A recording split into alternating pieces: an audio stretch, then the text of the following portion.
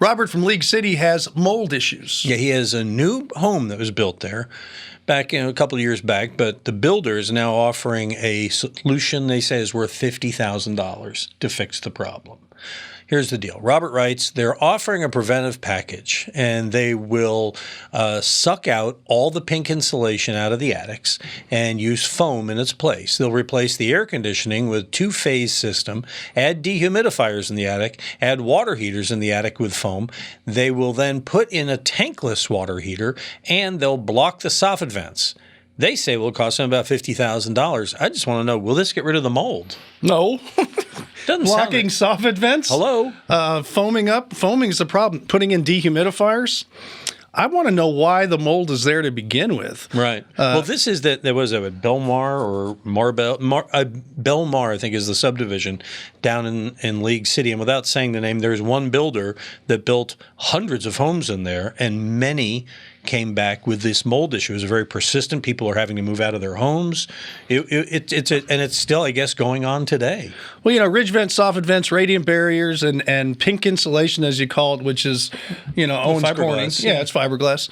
That's always been the mainstay. You have hundreds of thousands, if not a million, homes out there in this area that has exactly that, including mine. Well, the problem, and there's no mold issue. Yeah, I wonder if the problem with these houses too, Tom, is they've got the foam in the walls too. Well, I don't know if they have foam, if they have vapor barriers, they use plastics, but just rearranging the attic is not the answer to a mold issue in a house. Well, one of the problems you see, if you Google this, you'll find videos about this neighborhood.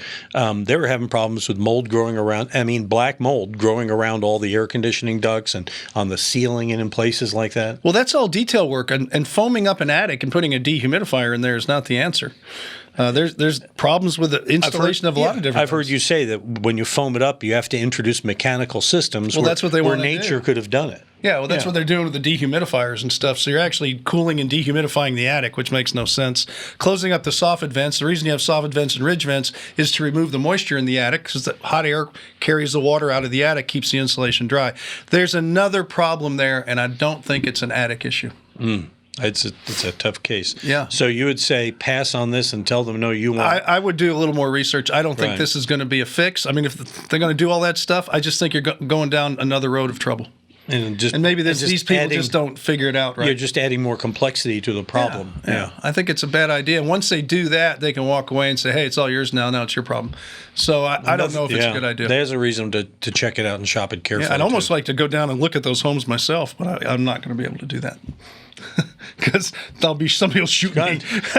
A dream is a wish your heart makes, Tom, if that's what you want to make happen. All right. Do you have a question? We can make your dreams come true.